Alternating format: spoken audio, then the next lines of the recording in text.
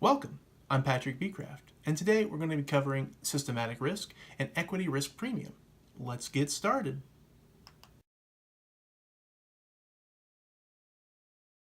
Let's first take a look at some terminology for the chapter. Portfolio weights, which is going to be the fraction of the total investment in a portfolio held in each individual investment in the portfolio, and return of portfolio, the weighted average of returns on the investments in a portfolio where the weights correspond to the portfolio weights.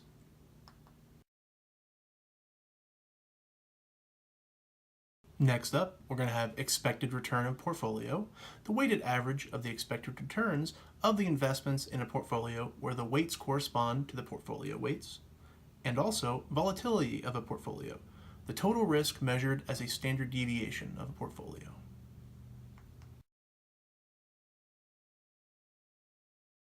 And now we have correlation, a measure of the degree to which returns share common risk. It is calculated as the covariance of the returns divided by the product of the standard deviations of each return. And to further the thought on correlation, let's now take a look at an example from the book.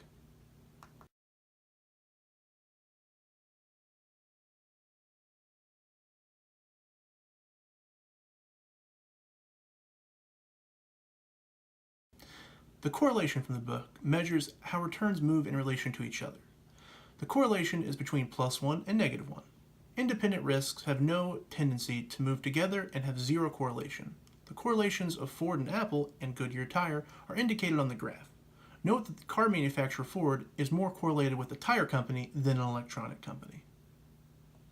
Now, getting back to the terminology. Equally weighted portfolio, a portfolio in which the same amount of money is invested in each stock. Market portfolio, the portfolio of all risky investments held in proportion to their value.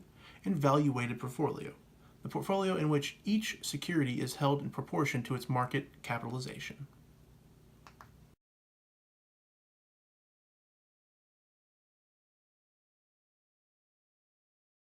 Now we have market proxy, a portfolio whose return should closely track the true market portfolio.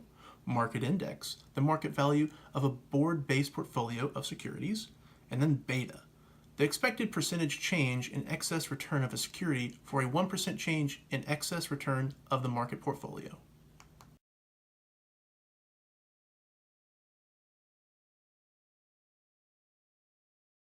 We have market risk premium, otherwise known as equity risk premium, the historical average excess returns on market portfolios. Capital Assist Pricing Module, or also known as CAPM, the equilibrium module of the relationship between risk and return that characterizes securities' expected returns based on its beta with the market portfolio.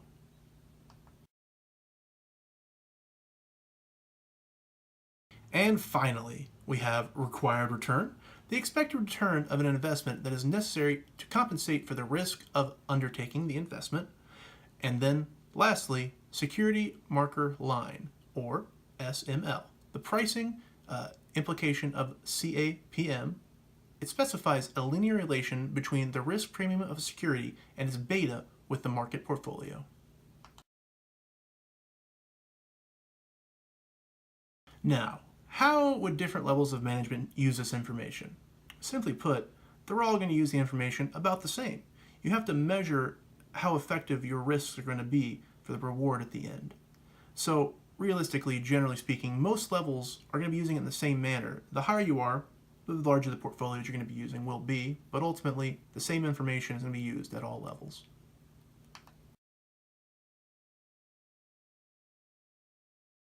And now, to bring it towards our holy word here, John 21:6. So he said to them, cast the net over the right side of the boat and you will find something. So they cast it, and were not able to pull it in because of the number of fish. And that equates to our chapter because there is risk and reward in this world, but we must have faith that our choices we make are going to come back to bear us the most profitable returns that we could ever ask for.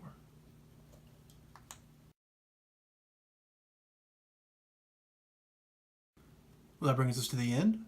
That's been covering systematic risk and equity risk premium. Hopefully you've enjoyed this presentation. I've had a great time in the class. Have a great day.